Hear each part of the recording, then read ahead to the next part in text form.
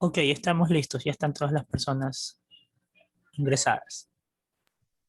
Muchísimas gracias.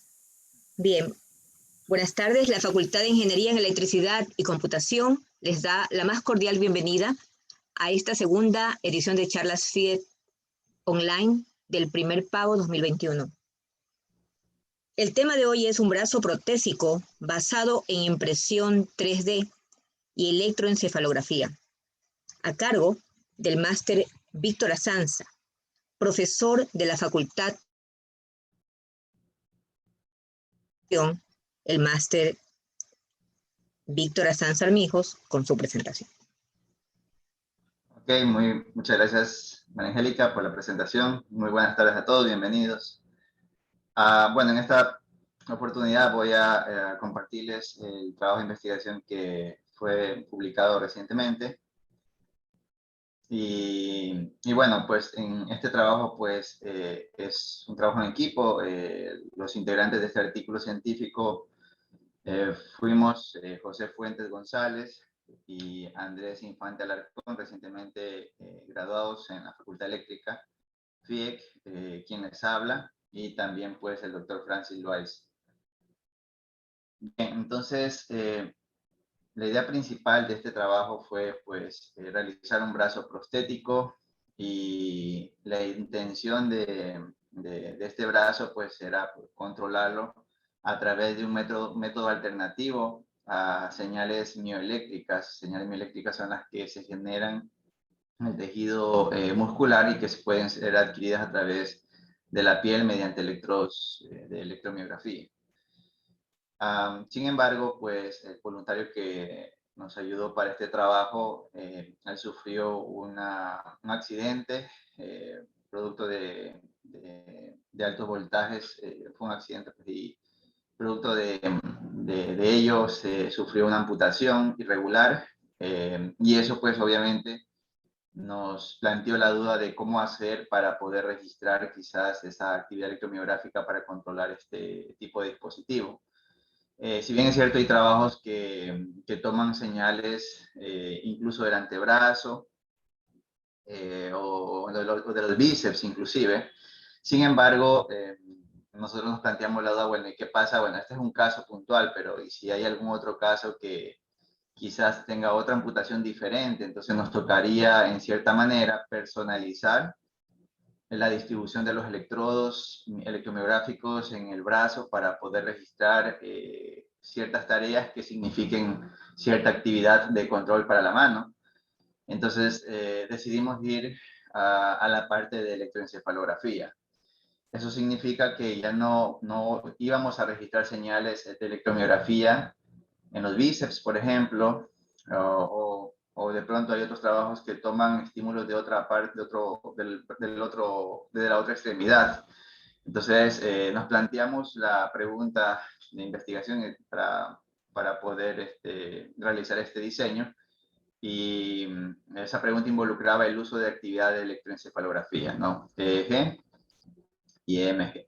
Entonces, electromiografía descartamos y nos fuimos por la parte de electroencefalografía. Justamente teníamos un equipo llamado Neuroskype y entonces empezamos a hacer el registro de datos. ¿Ya? Bueno, eso es básicamente la idea general, pero bueno, un poquito los tópicos que vamos a hablar ahorita es la introducción, trabajos relacionados, metodología, resultados y discusiones y conclusiones. Bueno, entonces lo que les contaba, pues en la parte introductoria, pues viene todo el estudio que les mencionábamos. Tuvimos la oportunidad de trabajar con un sujeto de prueba que nos facilitó el acceso a la recolección de datos, y bueno, pues eso nos permitió inclusive personalizar la prótesis. Eso sí, nos tocó hacer la personalizada para que calce en el muñón del sujeto de prueba. Lo que hicimos fue imprimir con PLA esta pequeña mano. Usamos el equipo Prusa i3MK3S, por si ese técnico les interesa, y obviamente poseía pues servomotores como ustedes ven en esta gráfica, y más adelante hay más detalles de ello para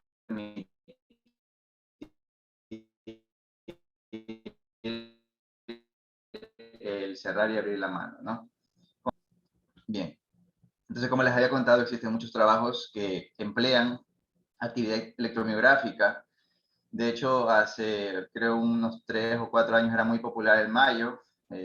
Actualmente ya no, el fabricante ya no desarrolla este tipo de módulos y ha sido quizás una oportunidad para otros dispositivos de un poco de más bajo costo como el MioWare, que son equipos MioWare, que son equipos más accesibles, pero sin embargo tienen apenas 2 electrodos. Sin embargo, eso también nos ha permitido registrar datos de electromiografía sin ningún problema, con el ánimo de controlar alguna prótesis, ¿no? Sin embargo, dado el antecedente que mencionamos, qué pasa cuando una persona tiene amputaciones irregulares, y tratamos en ese sentido de ir hacia las señales que quizás no sufran cambios frente a una amputación. Entonces, decidimos ir por la actividad de electroencefalografía. Y en ese sentido, pues, existen algunos equipos comerciales. Podemos nombrar el Emotive POC, al OpenBCI, inclusive, o BCI 2000, que son ya equipos un poco más costosos. También este OpenBCI, también que es un poquito más elevado que el Emotive POC. Sin embargo, el NeuroSky, que fue el equipo que empleamos, era uno de los equipos que tenemos acceso en ese instante y era, pues, accesible, ¿no? Económico. Ok, en trabajos anteriores ya hemos nosotros empleado, por ejemplo, como les comentaba, el MioWare para, de hecho, en esta publicación, que fue del 2019, obtuvimos un accuracy de hasta el 95% en términos de clasificación. Solo empleando características básicas, por ejemplo, de cada electrodo registrado, simplemente extraíamos el root mean square como parámetro, bueno, de una ventana temporal extraíamos ese feature para dar la señal de entrada al clasificador y poder, pues, detectar qué acción ejecutaba, pues, el paciente, ¿no? Inclusive fuimos capaces de diferenciar hasta 9 tipos de lenguajes de seña que los sujetos de prueba realizaban, ¿no? Con respecto a las señales de electroencefalografía, como ustedes saben, la región, bueno, básicamente el cerebro tiene muchas áreas, inclusive algunas de ellas se centran en los estímulos en la región occipital. Este trabajo, por ejemplo, del 2016, sí, 2016, claro, sí, 2016, buscaba interpretar estímulos ópticos, bueno, buscó y eso se logró, interpretar estímulos ópticos registrados en la región occipital para detectar intenciones de los sujetos, para, bueno, básicamente para poder clasificar las intenciones o a qué estímulo la persona estaba visualizando, ¿no? Por ese lado. Sin embargo, en este tipo de aplicaciones lo que buscamos es que la persona trate de controlar el brazo, ¿no? Entonces quizás el tema de emplear un estímulo óptico no sea tan buena idea, porque tendríamos que tener estímulos frente al sujeto, ¿no? Eso usualmente se lo emplea para sujetos que quizás están postrados en una silla de ruedas y en los cuales los estímulos ópticos puedan ellos visualizarlo para controlar, ¿no? Pero en este caso queríamos que en sí la prótesis no requiera de muchos artilugios para poder controlarse. Tal es así que el NeuroSky por default ya viene con un electrodo en la región prefrontal y eso, pues, nos plantea que el único estímulo que podríamos, bueno, el más popular que podríamos medir va relacionado a las ondas alfa y beta, en las cuales, pues, detectando en qué banda se encuentra la señal emitida por la región prefrontal del cerebro, podríamos detectar si el sujeto desea cerrar o abrir la mano, ¿ya? Entonces, sin embargo, existen trabajos, de hecho también estoy trabajando en ese campo, en los cuales empleo electrodos de la región de la corteza motora. Sin embargo, como les repito, nos basamos en un wearable, básicamente, que ya posee un electrodo fijo aquí en la región prefrontal, pues nos tocó emplear esas señales, ¿no? Sin embargo, les menciono como ejemplo que hay otros tipos de dispositivos que te permiten medir más regiones del cerebro y obviamente te permitirá hacer otras aplicaciones, ¿ya? Pero hablando puntualmente del equipo que se empleó, el NeuroSky, solo nos permitió o permite medir la actividad en la región prefrontal y lo que hacemos ahí es detectar la banda en la cual se encuentra la señal que emite el sujeto. Entonces, ¿cómo lo controla el sujeto? Pues para ello ya voy a avanzar un poquito la metodología experimental de las tareas que se le solicitó al sujeto que realice. Con respecto al dispositivo de recepción, porque como ustedes ven, la idea es que no sea tan aparatoso esta aplicación. De hecho, lo que se hizo es permitir que el NeuroSkype emplee su capacidad de transmisión inalámbrica vía Bluetooth y recibirla acá con una tarjeta que, bueno, Arduino, ya la vieron, que empleamos nosotros, una tarjeta Arduino Nano y un módulo Bluetooth, ¿verdad? Entonces, de esa manera nosotros recibíamos la señal registrada por el NeuroSkype y acá lo que hacíamos era interpretar la señal para determinar si cerrábamos o abríamos la mano. Entonces, en cierta manera, el handset NeuroSkype ya tiene, bueno, tiene pilas básicamente, recargable, entonces permite tener una autonomía, ¿no? Y por otro lado, la mano también en su cavidad de aquí nos permitía pues poner la electrónica y banco de baterías para ofrecerle pues autonomía. Bien, entonces por ello es que ustedes ven este módulo que estaría en la parte receptora, el módulo Bluetooth que sería el módulo de radiofrecuencia que nos permite comunicar con el handset. Y bueno, con respecto a las regiones del cerebro, pues tenemos el área prefrontal, la corteza motora que les había contado, la región occipital, y bueno, cada región pues tiene asociadas ciertas tareas. Por ejemplo, la región temporal nos permite detectar estímulos auditivos, la región occipital estímulos ópticos, la corteza motora actividad motora o somatosensitiva, sensorial, ¿verdad? Y por otro lado, la región prefrontal, la que está más relacionada a las ondas, bueno, permite detectar cuando la persona se encuentra en calma, entrando en ondas alfa, por ejemplo, o cuando está en alerta. Y bueno, pues ese experimento fue el que nosotros empleamos. Tal es así que nosotros lo que buscábamos era detectar el nivel de atención de la persona. O sea, también estaba relacionada a la actividad de atención.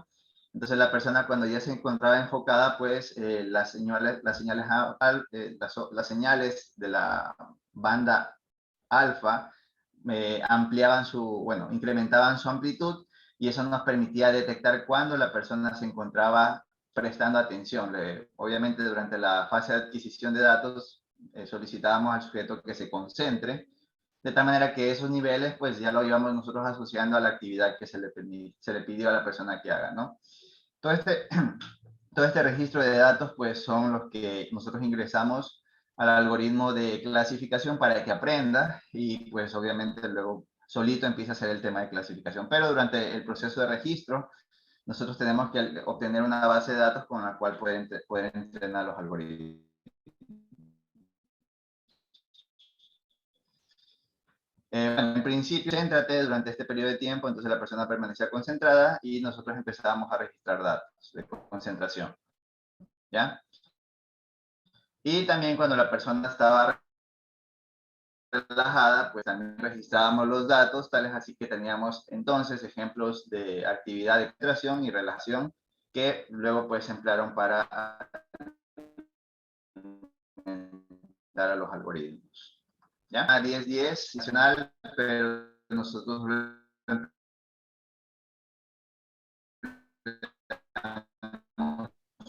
un electrodo que es el que les había mencionado que nos ofrece. Listo, entonces, bien, entonces obviamente necesitamos, bueno, el brazo fue diseñado para una persona que sufría la amputación, reclutamos a 5 sujetos de control que eran personas no amputadas para realizar el experimento para tener más data. También nosotros logramos dar a 5 sujetos que sufrieron amputaciones, ¿ya? Entonces ya con este conjunto de datos de diferentes sujetos, pues nosotros empezamos a entrenar los algoritmos y obtuvimos los siguientes resultados. De hecho, en sujetos de control, en sujetos sanos, nosotros llegamos a obtener niveles de atención bordeando bueno, el 100 básicamente. Estamos hablando de milivoltios. Y por otro lado, cuando estaban desconcentrados, ¿verdad? En relajación, por decirlo así, reducía sus niveles de amplitud hasta valores de alrededor de los 15 milivoltios. Por otro lado, las personas amputadas también cuando se encontraban en la tarea, durante la tarea de concentración, también tenían niveles altos, mayores a los 83 de milivoltios, y por otro lado, cuando se encontraban desconcentrados, estas amplitudes decrecían, ¿ya? Entonces, algo interesante que hay que mencionar es que en esto nosotros empleamos, ¿no? Como que estos valores son los valores promedios por ventana temporal. Las ventanas temporales que nosotros empleamos eran alrededor de unos 4 segundos, por ejemplo, y con eso logramos poner este tipo de estos resultados, básicamente, ¿no? Algo interesante también de mencionar es que muchos dispositivos que no te ofrecen los datos ya, pero lo interesante del NeuroSky es que ya tiene un filtro activo y básicamente lo que eso significa es que ya tienen un filtrado y lo que hace, pues al momento de incrementar la amplitud es, perdón, aumentar la tensión y aumenta su valor de amplitud, de tal forma que los valores máximos promedios son los que nosotros detectábamos, ¿no? ¿Ok? Eso por un lado. Hay otros equipos, por ejemplo, que no tienen esta capacidad de filtro activo y ellos más bien te ofrecen un offset, ¿no? Entonces ahí se vuelve un poquito más complicado porque muchas veces ese offset va relacionado a movimiento relativo de la piel con el electrodo, sudoración, parpadeo, por ejemplo, ruido, básicamente, frecuencia cardíaca. Entonces, eso es lo interesante de este, ¿no? Y bueno, también su precio, que a pesar del electrodo no es que es tan barato tampoco, pero es por la facilidad de ofrecer un filtro activo, ¿no? Entonces, nuevamente, con estos valores promedios máximos de amplitud, nosotros fuimos capaces de dar, básicamente, cuando la persona estaba a nivel de concentración y desconcentración. Con respecto a la parte de implementación, les mencionamos el diseño en Blender, software, y nosotros empleamos material PLA para imprimir esta mano. Empleamos un servomotor que nos permitía, pues, hacer bueno, tensar los hilos de nylon que permite cerrar la mano, ¿no? Esta mano se tensa el hilo de nylon y hace que la mano se cierre o se abra, ¿no? Bien, ahora, esta es básicamente la estructura general. Tenemos el NeuroSky que está constantemente registrando datos y transmitiéndolos vía Bluetooth. Tenemos el receptor también, tenemos el Arduino Nano y el servomotor que es el que moverá, moverá no recuerdo exactamente, los 90 grados me parece que era, se movía 90 grados o era un poquito más. Creo que eran 180 grados o 120 grados para cerrar la mano por completo y volver al estado al grado cero para mantener la abierta, ¿no? Entonces, esa orden, ¿quién la da? El microcontrolador va a dar el nivel de tensión. Nosotros, para explicar lo que hace el algoritmo, básicamente es una comparación, ¿verdad? Sin embargo, esto obviamente implementarlo es un poquito más complicado, porque nosotros obteniendo los datos, obteniendo el dataset de todos los registros temporales que representan atención, en este caso para abrir la mano, todo el conjunto de datos que representan la concentración para abrirla, bueno, concentración para cerrar y desconcentración para abrirla, nosotros de cada sujeto empleamos todos estos datos, pusimos table y empezamos a entrenar la red neuronal, ¿no? Empleamos una multilayer perceptron, un input, hidden layer, y un output. ¿Okay? Entonces el output decía pues si estaba concentrado o no. ¿Okay? Y aquí como input de esta multilayer perceptron se envió pues, el RMS, el valor obtenido en las mediciones del electrodo ubicado en la región prefrontal. Claro que eso resumido es como una validación de que si el valor es mayor a cierto valor es on, en caso contrario la abrimos. ¿Ya? Entonces esto se lo puso como una explicación rápida de cuál era el código empleado básicamente. ¿Ya? Si bien es cierto, pues en la parte de implementación, nuestro servomotor, bueno, nosotros hicimos varios diseños en los cuales involucraban el uso de más servomotores. Sin embargo, al momento de evaluar el torque, pues vimos que simplemente emplear uno de ellos. Aquí, por otro lado, vemos que se recomienda usar dos fuentes, pero al momento que ya empleamos un servomotor, simplemente empleamos la misma fuente que alimentaba el Arduino Nano para alimentar el servomotor. ¿Ok? Entonces, este es el diagrama completo de las partes ya interconectadas, ¿no? El NeuroSky de forma inalámbrica envía el valor que se está midiendo de niveles de concentración en la región prefrontal. Se captan esos valores, el microcontrolador lo recibe, llena un pequeño buffer de valores. Luego de ese pequeño buffer lleno, se extrae el valor máximo, perdón, el valor promedio de los valores máximos, y con eso, pues, lo que hacemos es enviar el pequeño algoritmo de la red neuronal implementada para que él tome la decisión si es cerrar o abrir la mano, ¿ya? En esta parte no entro mucho en el detalle de la implementación de la neuronal, pero con más nosotros le enviamos ya los datos, bueno, el registro de los datos ya caracterizados. Por ejemplo, aquí está la ventana temporal, nosotros sacamos el RMS del MAX, ¿ok? Y de ahí nosotros lo que decimos es, le damos al algoritmo, básicamente es una tabla. Tenemos todos los valores del feature y aquí tenemos el label, ¿ya?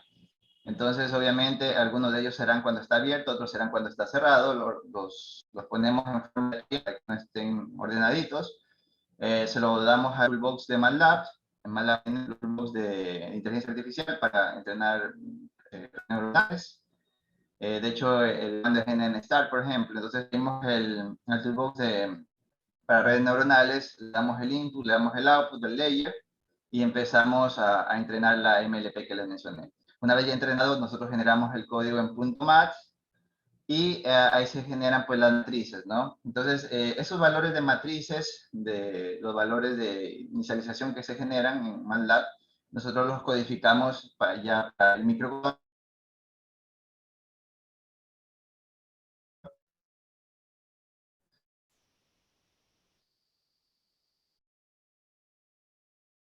En C modificado de Arduino para ya que la red sea más una función nada más, porque no es una cosa que la red MATLAB, una vez entrenada la red, se extrae los datos de la red neuronal y se los codifica en el Arduino Nano. Una vez codificado el Arduino Nano, ese Arduino Nano no ya sino simplemente ejecuta, ¿ok? Entonces eso pues para que quede claro. Tenemos los valores que habíamos mencionado, podemos ver una similitud en los niveles de concentración de los sujetos de control y los sujetos que sufrieron amputaciones.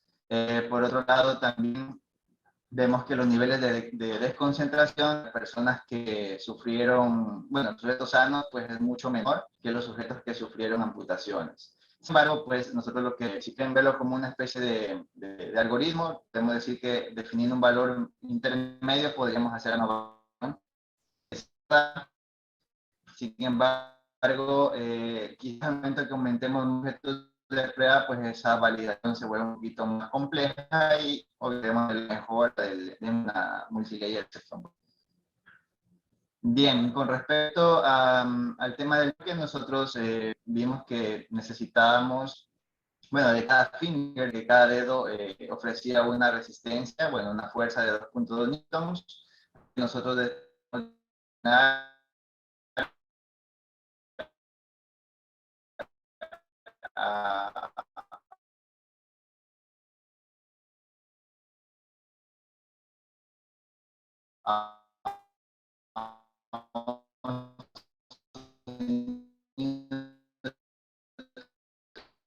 para poder saber. Y esos fueron los ¿ok?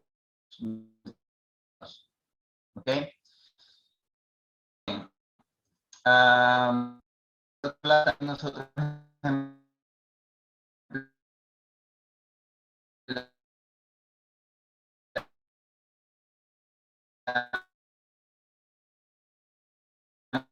una batería de 800 mAh.6 para la persona que la controlaba. ¿Okay? Nosotros empleamos materiales biodegradables en este caso PLA. Medimos el nivel de atención empleando este electrodo de electroencefalografía ubicado en la región prefrontal del cerebro. Ok, el control fue algo simple realmente para el momento de implementar. Como les digo, si quizás aumentando ya más sujetos, quizás ya la clasificación no era tan obvia, pero con esta multilayer perceptron fue bastante bien la implementación que hicimos. Ok, de hecho recuerdo que obtuvimos un accuracy próximos a los similares a los que casi similares a los que obtuvimos con con el clasificador de electromiografía. Claro que aquí, por ejemplo, es un clasificador binario, pero obtuvimos accuracy próximos a los 95% de accuracy. ¿Ok? Bien. ¿Qué es lo que nosotros planteamos como trabajos futuros? Porque la idea es darle continuidad a este trabajo. De hecho, ahora ya estamos pensando en emplear otros tipos de dispositivos, otros tipos de wearables para registrar datos de electroencefalografía, ya que el tema del nivel de concentración es cierto. Estos resultados que obtuvimos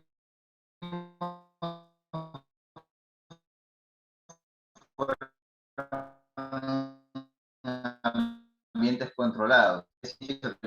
Y se le permitió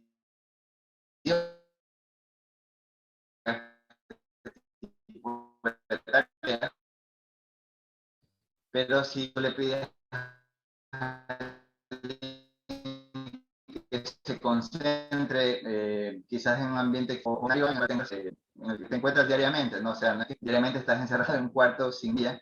Entonces, aumentando un poquito a niveles normales de distracción, por ejemplo, estos podrían variar, ¿no? Entonces, por eso es que nosotros, como trabajo futuro, planteamos ya emplear otras que nos permitan interpretar tensiones motoras, ¿no? O detectar que la persona desea realizar una tarea motora. Y en ese sentido, pues nosotros actualmente ya estamos, bueno, ya hemos adquirido y estamos trabajando ya con equipos un poquito más sofisticados como el OpenBCI, que nos permite ya recolectar datos de diferentes regiones del cerebro.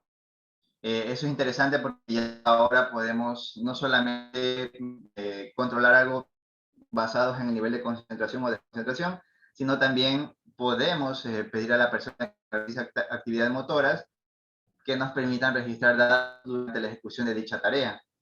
Podemos inclusive también ya registrar con este tipo de equipos otros tipos de estímulos, puedan ser ópticos, auditivos, por ejemplo. En fin, entonces la idea en sí para mejorar este trabajo es registrar datos de esta motora específicamente para el robótico que hemos mencionado. Asimismo, pues, los algoritmos que se pueden emplear están multilayer perfectamente, pero ya con más elementos que hablan ahí, ya tenemos más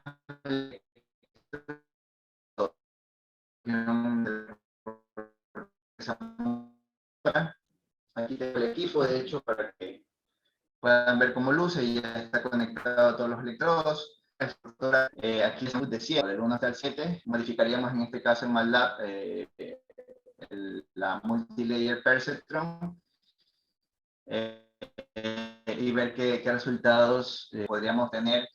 Bueno, poder clasificar, inclusive cerrar, abrir la mano, hacer un gesto, qué sé yo, moverte en algún otro tipo de brazo, etcétera. Entonces, esto ya pues, nos abre un poquito más de campo y de aplicación, por supuesto. ¿Ok? Bueno, aquí está el tema de la conferencia donde fue publicado. Sí, y estas son las en formato APA para alguna citación, si ustedes gustan, ¿no? Básicamente eso, no sé si tienen alguna inquietud o pregunta para conversar.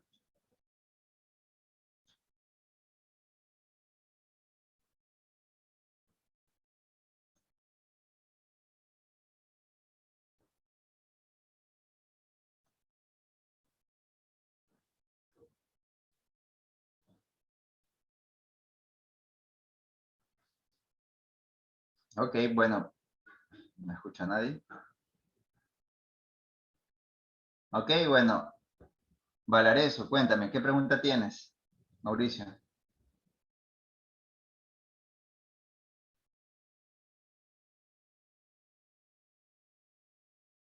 Ah, sí.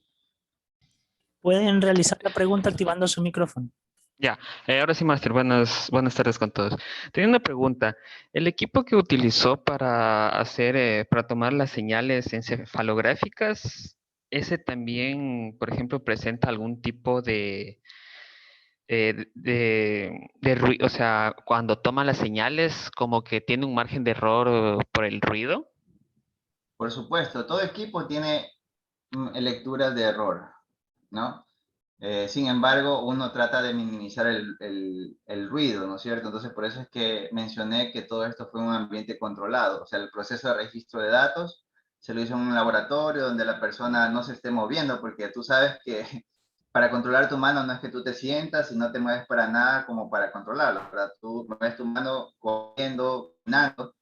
Entonces, a eso yo me refiero con un ambiente controlado. El sujeto de prueba, o los sujetos de prueba en este caso, se encontraban sentados, como tú ves aquí, y se les daba la instrucción a través de un computador, se le decía,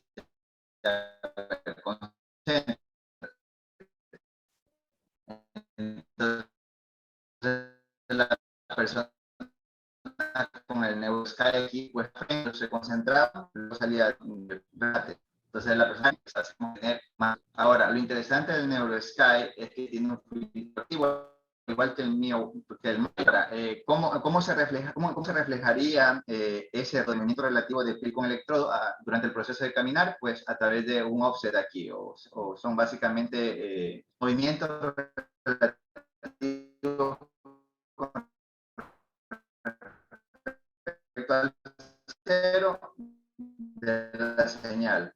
Y al compensar un poquito ese filtro, eso fue mediante filtro. Sin embargo, aquí también se pueden visualizar pequeños movimientos, ¿no? Pequeños ruidos a pesar del filtro activo. Entonces, lo que tengo una actividad que genera ruido, eso también va a afectar a los resultados. Por eso es la razón que nosotros, como te mencionaba, lo hicimos en un ambiente controlado y por eso obtuvimos estos resultados. Pero ahora, si la persona hubiese estado caminando, seguramente tendríamos datos diferentes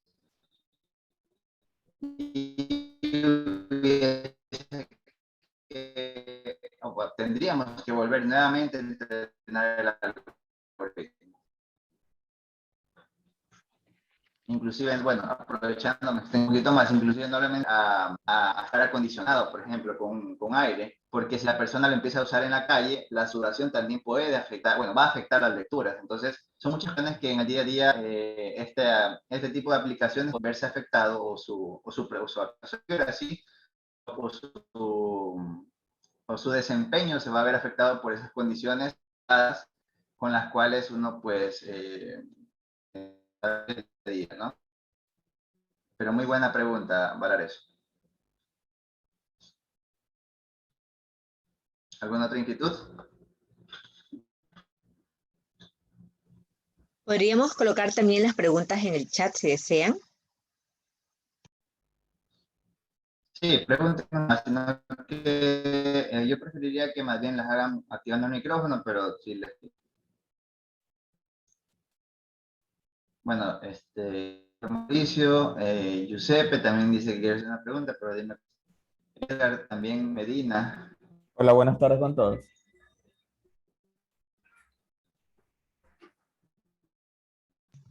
Adelante, lo escuchamos. Buenas tardes, mi nombre es Giuseppe Escandón. Mi pregunta es la siguiente. En base a este sensor, por ejemplo, veo por la parte funcional y mecánica de la mano, solamente el trabajo que está haciendo es cerrar, ¿verdad? Porque para abrir la mano no tenemos un servomotor que lo haga. O sea, el servomotor no abre la mano, la abre simplemente cuando suelta la fuerza, ¿verdad? Si queremos que en la parte funcional de la mano tener el control de apertura y de cierre, vamos a necesitar otro de estos sensores.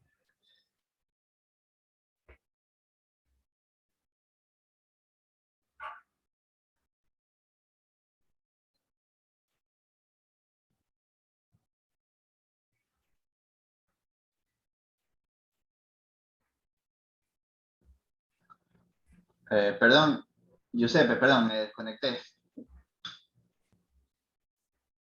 Hola, ¿Me escucha? repito la pregunta. Sí, por favor, es que se Ya. desconectó.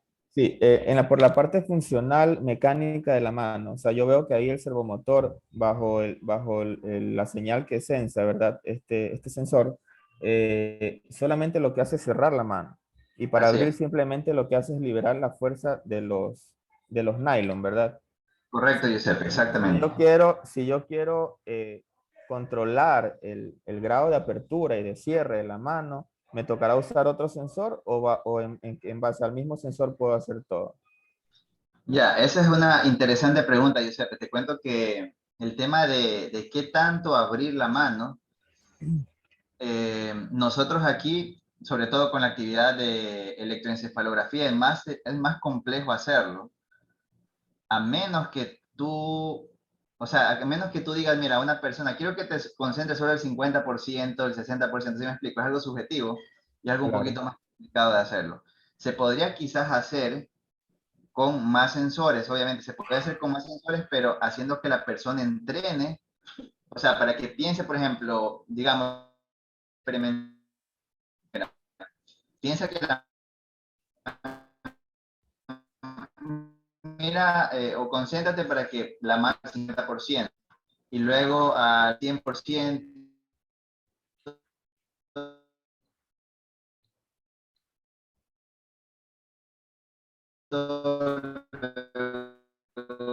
cerrada completamente, no sé, crear más eventos para que nosotros detectar cuando la persona quiere al 50, al 60, al 70, al 80, digamos, ¿no? Pero si tú ya quieres uno con la mano, saber con cuánto abrirlo, simplemente no pensando en grados, sino me parece que está muy abierta, quiero cerrarla más, quiero cerrarla más, y ahí se quede. Eso se lo podría hacer ya más con señales de electromiografía. Sí, claro. porque con señales de electromiografía, si tú quieres subir el brazo, puedes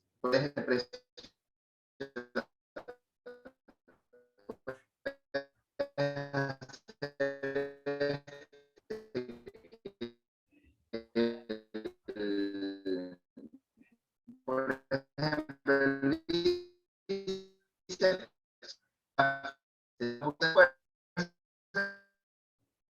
y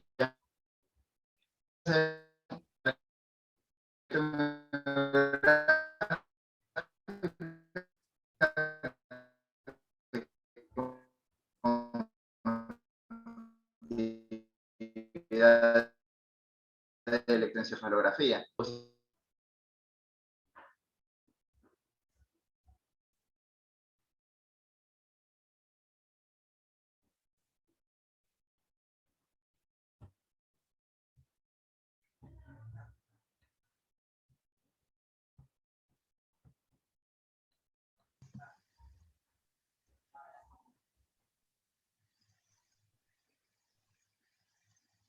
De red, así que no, espero no tener problema. Entonces, Giuseppe, me logré explicar bien, ¿verdad? Sí, sí, Ah, claro. Yo te lo preguntaba porque, bueno, yo también soy investigador sobre el mismo tema. Entonces, he investigado bastante por la parte del MioWare. Yo hice un proyecto con MioWare usando dos de estos sensores para poder tener la función de abrir y cerrar la mano y poder tener el control de apertura incluso. Entonces, por eso quería preguntarte sobre el tema de que ahora, me va a tocar usar dos sensores del que estás usando ahora. mira, Giuseppe, ahora te cuento algo, verás. Yo sé que el MioWare, o sea, el MioWare te cuento, tiene un filtro activo y también tiene la salida sin filtro, o sea, el raw data. Ujú. Ahora, también yo sé que el MioWare, te digo porque tengo aquí un par, tú cuando haces mucha fuerza, la amplitud sube, ¿no es cierto? Así Pero el es. filtro activo que él tiene hace que solito empiece a decrementar hasta llegar a cero. Entonces, el tener el filtro activo te ayuda a evitar esto de aquí. Mira, voy a graficarlo. Te ayuda a evitar, déjame ver una lámina. Caray, que todo está rayado. Bueno, por ejemplo, te ayuda a eliminar esto de aquí. Por ejemplo, si tú te pones el MioWare, vas a tener lecturas así, en el row. Así es. Ya. Pero cuando tú le pones el filtro y tú haces fuerza, siempre va a estar aquí con respecto al cero. Y tú haces fuerza, hace esto, ¿no es cierto? Pero el problema del mismo filtro es que así tú te mantengas haciendo fuerza, solito Va a empieza, bajar. Claro, ¿qué crees?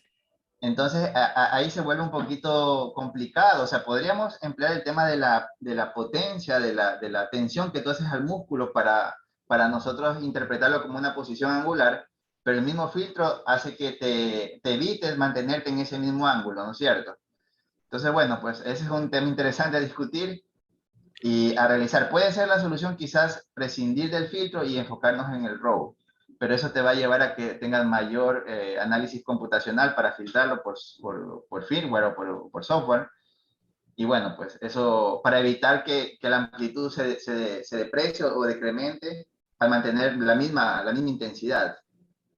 Pero bueno, ese es un dato interesante que sí me he dado cuenta de ello, pero como estoy en la parte más de electroencefalografía, no lo he seguido en detalle, pero ese es un problema, por ejemplo, ¿no? El tema del filtro ayuda, pero también el problema es que empieza a decrementar.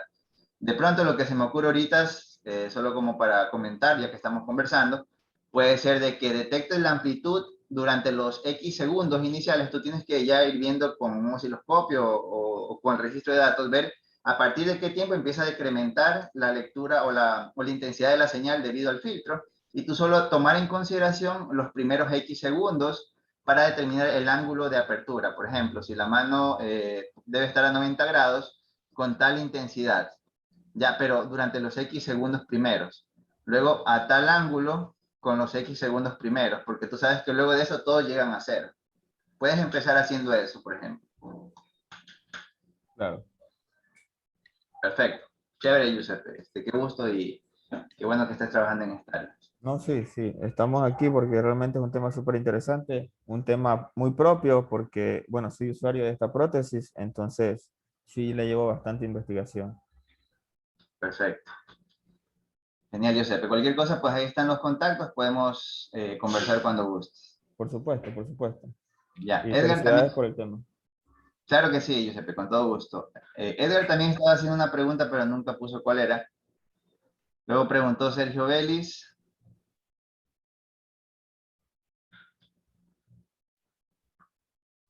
¿Qué tipo de técnicas? Bueno, bueno, Vélez hace una pregunta interesante, ¿no? Sergio, perdón, Sergio Vélez.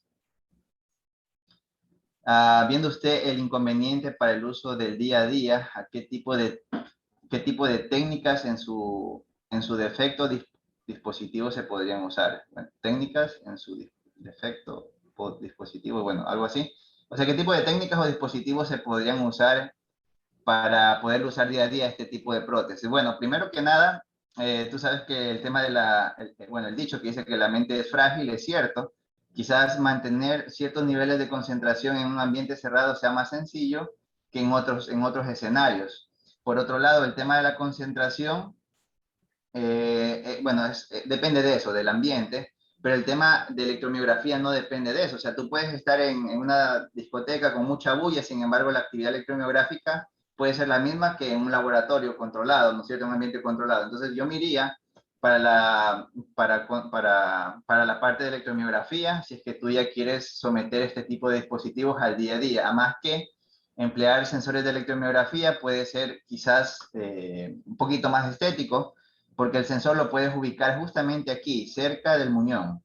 Entonces, eso evitaría usar un handset, que cuando tú caminas, pues ese handset es un poquito delicado. Si tú mueves así, empieza, es como el equipo que yo tengo acá. Yo no puedo estarme moviendo así porque todas las señales empiezan a generar ruido. ¿Ok? Y eso que yo tengo el cabello bajito. Ahora una persona que tiene abundante cabello, pues va a ser mayor el ruido generado, ¿no? Entonces, para empezar haría eso, para empezar, bueno, emplearía sensores de electromiografía, como te mencioné, que eso ya es un poquito independiente del escenario, ¿no? Y por otro lado, pues si es que ya te vas a la etapa de los sensores de electromiografía, tienes que recordar que no todos los cortes son iguales, entonces quizás o sea, el contra, bueno, ese es el pro, y el contra va a ser que vas a requerir una adquisición de datos personalizada por sujeto para darle la mano, es decir, la mano que use esta persona posiblemente no le sirva igual de bien a otra persona con una amputación diferente cuando trate de hacer el control de la prótesis. Entonces, tienes el pro y el contra, Belis, ¿no? A tu pregunta. Ya, a ver. Ese fue Belis.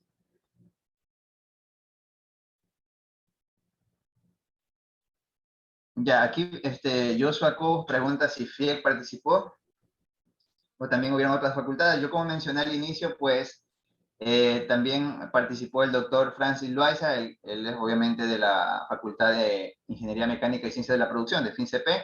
Así es que la pregunta es sí participamos, participó tanto FIEC como la Facultad de Mecánica en el desarrollo de este trabajo. Como tú sabes, pues los de FIEC más nos enfocamos a la parte electrónica. Claro que también las personas de mecatrónica también lo hacen, pero bueno, al menos lo que hicimos, lo que hicimos en este trabajo puntual, los de FIEC, fue el tema electrónico y procesamiento de datos. La Facultad de Ingeniería Mecánica nos colaboró con la parte de la impresión de la mano, el diseño mecánico de la misma, el tema de la ingeniería para que la mano, solo empleando un servomotor, pueda cerrar y pueda abrirse también.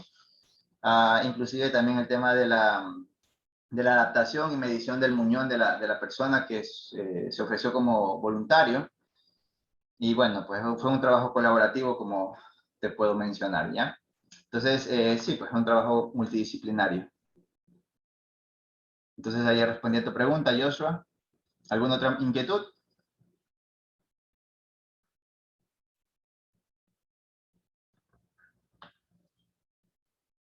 Perfecto. Me gustaría contar algo de la parte que yo estaba preguntando. Bueno, yo en el proyecto mío, yo lo que hice fue utilizar en bajo programación un límite al valor que muestra, que bota el sensor, pues, ¿no? Tenemos en el caso del sensor del MioWare, me bota, por ejemplo, si estoy en reposo, tengo una señal de 50, 40, por ejemplo. ¿Ya? Pero cuando yo contraigo el músculo, esta señal sube, pero sube a niveles de 600, 800, 1000. ¿Ya? Entonces lo que hice fue en programación generar un límite, ¿verdad?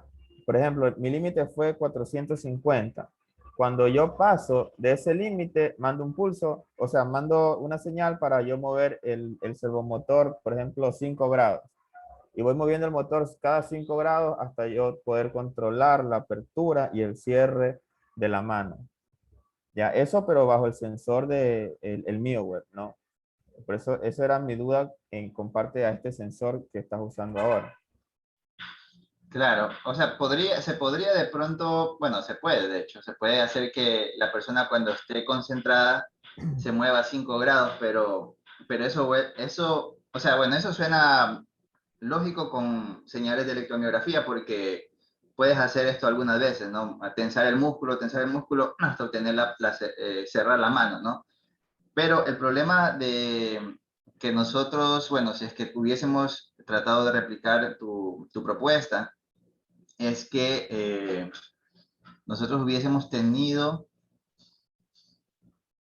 o sea, no, de hecho no, o sea, el único problema sería la fatiga nada más, o sea, no muscular, sino la fatiga de pensar, de concentrarte y 5 grados, concéntrate 5 grados más, concéntrate 5 grados más, habría que verlo, o sea, también es válida la sugerencia, sin embargo, el único inconveniente sería el tema de la fatiga, ¿no? De llegar a los niveles de concentración que has definido para que se cierre 5 grados, luego de subir nuevamente a 5. Entonces, en el músculo es mucho más rápido e inmediato, pero en un ambiente controlado, a pesar de que estaba todo sin ruido, llegar a los niveles de concentración a ciertos sujetos les resultaba un poquito, a medida que avanzábamos el proceso de registro de datos, se notaba una fatiga, se notaba pues un mayor tiempo para llegar a esos niveles de concentración.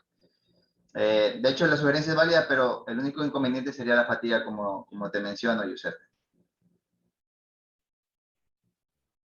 Claro, sí, la comprendo porque es mucho más concentración, porque en la parte muscular es simplemente contraer y soltar. En Exacto, cambio, acá es concentrarte de otra manera, y bueno, y vienen fatigas hasta dolores de cabeza por último. claro, inclusive es que es algo también subjetivo, depende del sujeto. Y te digo porque, por ejemplo, durante el proyecto que mencioné al inicio de los estímulos ópticos, muchas personas se quedaban aturdidas por la luz, o sea, por el estímulo óptico. Entonces, cuando se trata ya de aplicaciones que involucran registro de señales de electroencefalografía, se puede hacer muchas cosas, pero también a veces uno piensa en las consecuencias y qué puede pasar y bueno, pues, sin embargo, es interesante la sugerencia que hace Giuseppe, te felicito porque veo que es un método que permite hacer el control de la mano, posición angular. Te cuento que una vez un amigo también me decía, oye, pero ¿cómo podríamos hacer para que tú, o sea, en la mano no es que tú haces ciérrate, ciérrate, ciérrate, ciérrate, sino tú pones por propiocepción al ángulo que tú quieres, no sé, bueno, al ángulo que tú crees que quieres ponerlo, ¿no es cierto? Pensé que te referías a esa pregunta. Y recuerdo que un amigo había mencionado que podríamos hacer el tema de la intensidad, podríamos asociar el tema de la intensidad al ángulo. Por ejemplo, digamos, esto sea 90 grados. Si la intensidad es un poquito menor o a la mitad, por lo menos, más o menos a la mitad, puede ser 45 grados. Y si no hay tensión muscular, puede ser 0 grados. También esta puede ser otra posible solución, Giuseppe, ya que tú tienes los sensores de electromiografía. Podrías ver qué pasa con esto. Y por eso es que yo me refería al tema de los X segundos iniciales. Porque tú más o menos sí puedes poner el brazo, tensarlo fuerte o tensarlo a la mitad de Claro. la anterior. Claro, o sea, incluso no es que tengo que tensar, por ejemplo, si quiero mover la mano 20 grados, no es que tengo que hacer la contracción 4 veces. Bajo programación simplemente dejo tensado, dejo, perdón, el músculo contraído y solito, hasta más o menos ya es algo de entrenamiento, pues, ¿no? Según ya le das como que el tiempo justo para que la mano se cierre o se abra al nivel que tú lo decides. Ahí entendí, o sea, cuando él detecta la tensión que supera los Que 450 supera, segundos, empiezas a cerrar de 5 en 5 hasta que tú dejes de tensar y ahí se queda en la posición que tú decías. exactamente. Ah, chévere. Pero ¿y cómo haces para abrirlo? ¿Para el otro lado? Es que son dos sensores, pues. O sea, Ah, bueno. uso el músculo exterior y el músculo interior del brazo. Claro, claro. Ahí sí. Chévere, es muy buena idea la solución que has ideado, Giuseppe, te felicito. Muchas gracias. Genial. A ver, ¿qué otra pregunta tenemos? Kevin. La masa máxima, hicimos pruebas con objetos realmente, no intentábamos levantar masa con los dedos, pero tranquilamente un vaso podríamos sostenerlo sin ningún problema. Ok, ¿cuál es? Esa es la pregunta de Kevin. Y la de Edgar, a ver, aquí está tu pregunta, la sensibilidad del sensor. A ver, dice la sensibilidad del sensor determina la efectividad de la comunicación con el brazo. A ver, eso no tiene mucho. La sensibilidad del sensor no determina la efectividad de la comunicación con el brazo. O sea, es que la comunicación es a través de un protocolo, o sea, de un módulo Bluetooth. Y eso no se afecta en función de la sensibilidad del sensor. Lo que sí puede verse afectado quizás es, por ejemplo, algo que podría afectar a la comunicación del brazo con el handset serían los niveles de batería. Cuando tú tienes los niveles de batería un poquito bajos, ahí empieza a tener problemas. De hecho, en trabajos que hemos realizado con el Emotive POC, durante el registro de datos, cuando tenemos niveles bajos de batería, las amplitudes empiezan a decrecer. No sé si de pronto Giuseppe también ha tenido algún problema similar con las baterías, cómo afectan los niveles de amplitud en la actividad electromiográfica, pero muchas veces los niveles de batería también afectan a la lectura. Bueno, y podría también afectar, dado que estamos usando la misma fuente, podría también afectar el tema de la comunicación. Bajo ese escenario, sí. Te cuento que sí afecta, por ejemplo, cuando solamente tenemos una batería y estamos alimentando el servomotor y en este caso el Arduino. Bueno, yo no utilicé un sensor, un módulo Bluetooth, pero utilicé el mismo Arduino Nano. Ya, entonces, cuando el sensor, bueno, yo usé un sensor de fuerza, entonces cuando este sensor ya hacía bastante presión, me hacía caer los picos de corriente acá en el Arduino y pues ahí se generaba un error. Entonces, sí es muy importante la parte de la alimentación. Correcto, correcto. Ahora, bueno, esa es la primera parte de la pregunta de Edgar, ¿no? Ya, ¿qué mecanismo de seguridad se podría aplicar para evitar esta situación que podría poner en riesgo al servo? Bueno, no sé si te refieres al tema del servo o sea, por ejemplo, no sé, entiendo esto, Edgar, o sea, puede ser de que el servo tú estés sobreesforzando, es decir, que cierre la mano más de lo que puede cerrar. Asumo que es eso.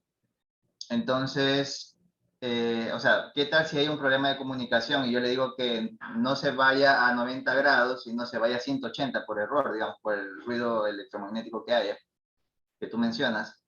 Y ahí puede estar haciendo que el servo esté tratando de ir a un ángulo que físicamente no puede y esté tensando, pueda dañar los cables y todo, bueno, el hilo de nylon que está ahí adentro. Entonces, eso se podría hacer a través de programación, justamente. O sea, podrías decir que los ángulos o los ángulos permitidos son solo de 0 a 9, y si es que tú recibes por la trama de comunicación que se ponga 180 grados, tú simplemente lo descartas. O sea, podrías, antes de ejecutar la tarea, tú podrías tener una pequeña validación. Y lo que menciona también Giuseppe es interesante, porque cuando tú empleas un servo, bueno, una carga, por ejemplo, inductiva, puede ser un motor o cualquier otra, puede ser un motor de servo, puede ser un motor DC. Cuando tú arrancas el movimiento se produce un pico de consumo, ¿no es cierto? Entonces, si tú estás trabajando con una sola batería, ese pico puede hacer que tu micro se reinicie y ahí vengan los problemas de comunicación que mencionaba o que sugería Edgar, ¿no? Entonces, en esos casos, lo que se recomienda es emplear dos baterías, una exclusiva para alimentar el micro y el módulo de comunicación, de tal forma que este no afecte la recepción de datos, las señales que entrega al actuador, que en este caso es el servo, y por otro lado, la batería del servo, la cual es propensa a gastarse más rápido porque tenemos una carga, ¿no? Y de tal forma que si esta carga decrementa muy rápido, pues a la final no afecta la calidad de la información que tú recibes. Y de esa manera podríamos tener quizás los posibles problemas que tú estás planteando, Edgar, ¿no? Edgar Medina.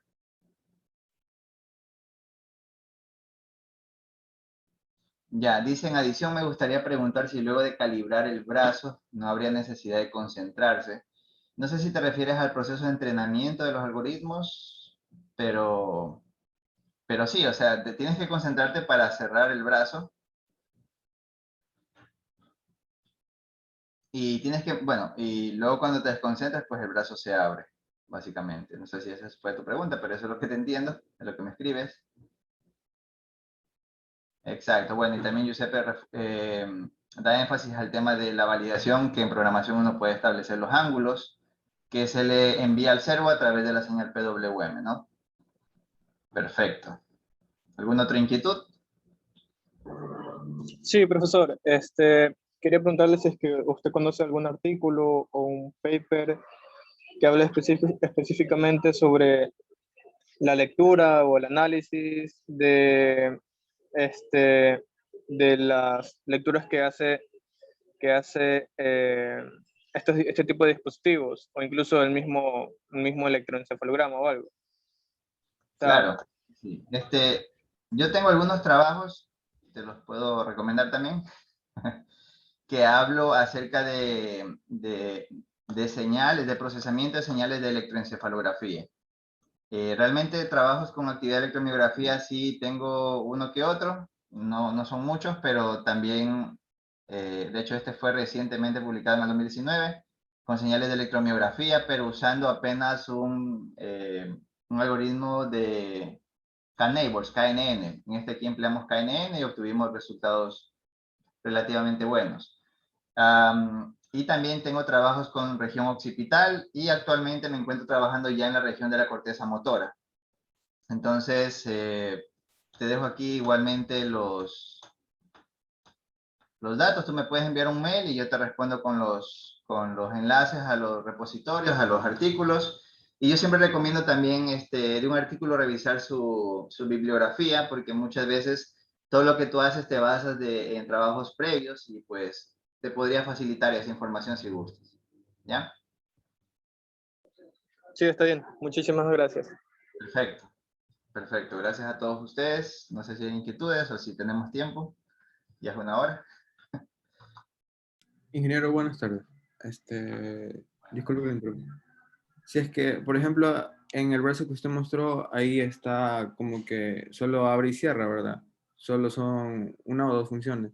Pero en el Así. momento que yo desee girar el brazo, o sea, aumentarle una función más en lo que es la mano, ¿se le pone una articulación o se le hace una modificación en la que es la parte de la muñeca, en donde sería la parte de la muñeca, ahí con partes con otros servomotores y eso para enviarle una señal directamente con el NeuroSky, ¿cómo haría ahí?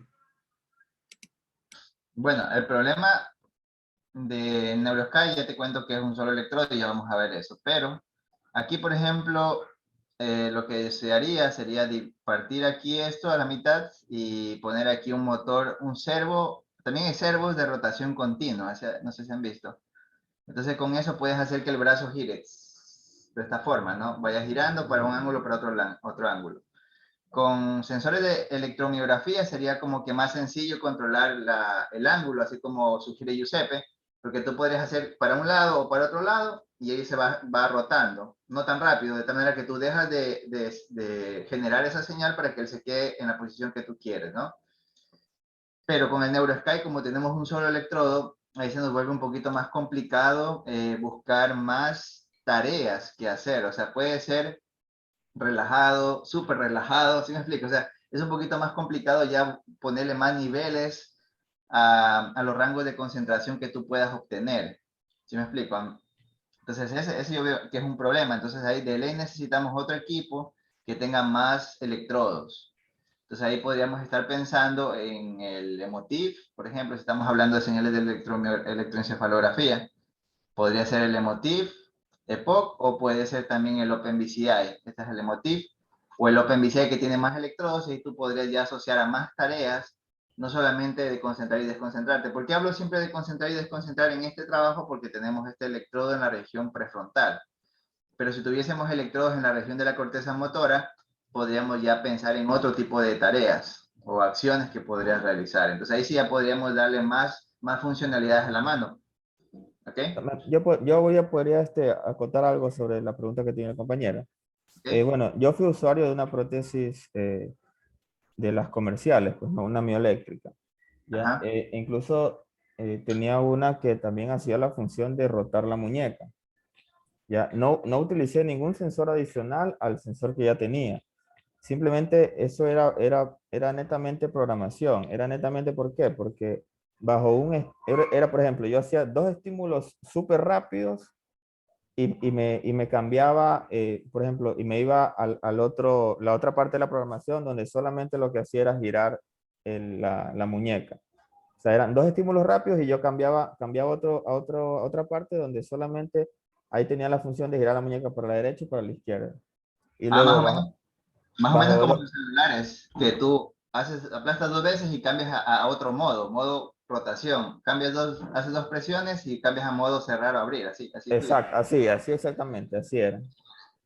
Eso también es una buena idea. O sea, aprovechando las mismas señales, pero imagínate ahora, piensa y concéntrate y desconcéntrate. Ahí sería un poquito más difícil, pero con electromiografía, según escucho, pues te sirvió y también se recomienda, pues, ese caso, ¿no?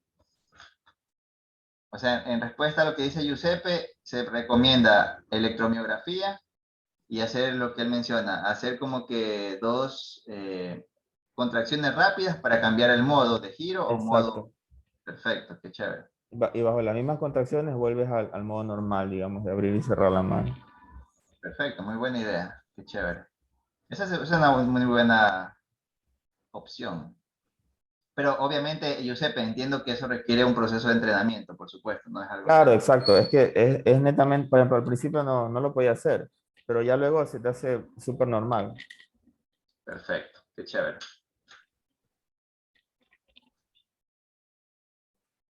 ¿Qué me dice a Bien, mí? perfecto, perfecto. Ha sido una charla súper interesante. Hemos comenzado. No sé si hay una otra pregunta y si no, pues nos veríamos en una próxima publicación. No, por mi lado es todo y bueno, pues te felicito porque es una charla súper interesante Y pues, y como lo dijiste en un momento, esto aquí no queda ahí, realmente es algo de investigación continua para seguir hasta llegar a un producto final, que es lo ideal, pues, ¿no? Chévere, Giuseppe. Muchísimas gracias. Yo me habló algo de tu trabajo y nuevamente, pues insisto, hay que tener un meeting e intercambiar ideas con el registro de datos que estoy haciendo, ¿no? Igual Claro, ya por no. supuesto. Muchísimas gracias. Perfecto. Bien. Bien, si no tenemos más preguntas, agradecemos al máster Víctor Asanz Armijos por su importante contribución científica. Agradecemos a todos ustedes su asistencia y les invitamos que, de ser posible, podamos activar su cámara para una captura para el sitio web de FIEC y registrar la conferencia. A continuación, los ingenieros del departamento técnico nos ayudarán con la captura.